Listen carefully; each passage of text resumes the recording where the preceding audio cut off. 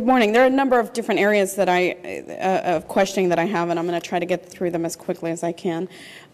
First off, in response to questioning before the Senate Judiciary Committee on July 9th about the allegations of selective prosecution of Alabama Governor Don Siegelman, you stated that there are, and I'm quoting you here, various avenues open for exploring those allegations, including having testimony on the subject.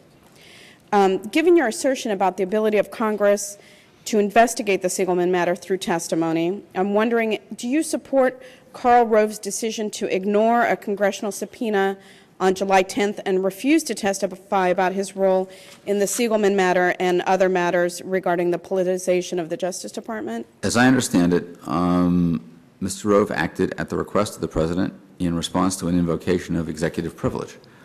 He has offered to meet with staff. He has offered to discuss the matter. But he's not offered to be under oath or to be subject to a transcript.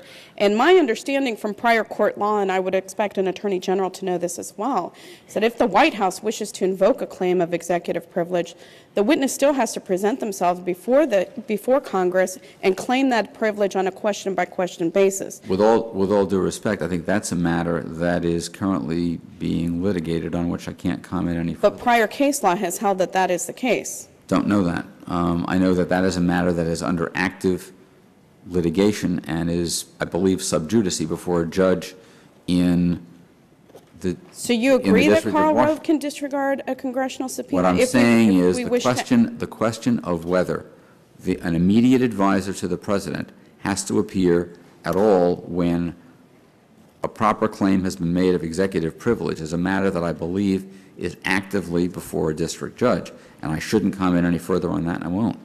I think if you brush up on your case law, you'll find that prior case law holds that not to be the case. And if we are talking about conversations that Mr. Rove had with others in the U.S. Attorney's Office in Alabama, for example, in the Siegelman matter, not conversations with the President himself, I have a hard time seeing exactly how the claim of executive privilege can be asserted if it wasn't advice that was given to the President or direct conversations with the President. But apparently we disagree on that matter.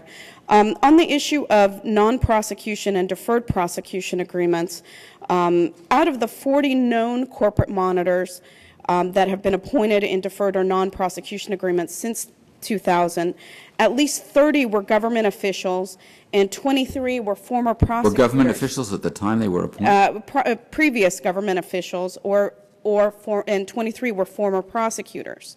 As I'm sure you're aware, New Jersey U.S. Attorney Chris Christie gave a multi-million-dollar no-bid monitoring contract to John Ashcroft, who was his former superior. I'm wondering if you believe that all qualified individuals should have the opportunity to serve as a corporate monitor in an open and competitive bidding process, or do you favor the selection of corporate monitors with no transparency and no accountability?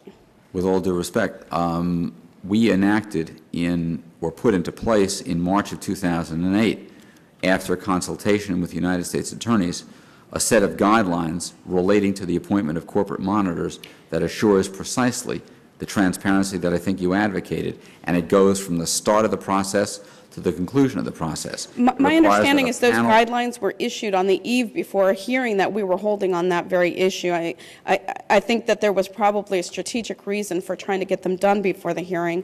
Oh, gosh, I was unaware of the hearing. And furthermore, the guidelines have been criticized for lacking sufficient detail to really to be of any significant use either to federal prosecutors or to the corporations that are entering into those agreements. Why don't we await the experience that we have using the guidelines and find out whether they work?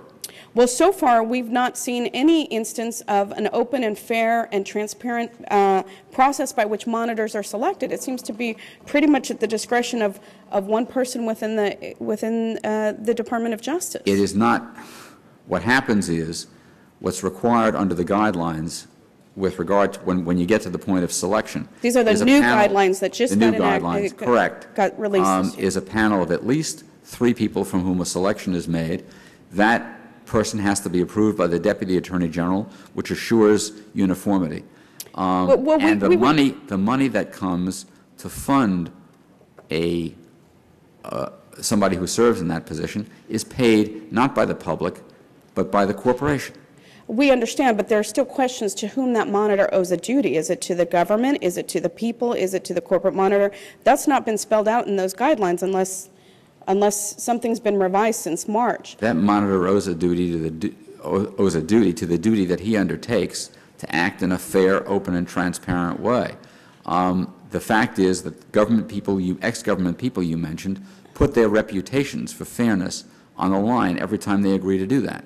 And they also are paid oftentimes very lucratively. I would just say this because my time has expired. We would love to get additional information regarding the use of non-prosecution and deferred prosecution agreements. We'll look forward to that because so far we've not received all of the information that we've requested regarding those agreements.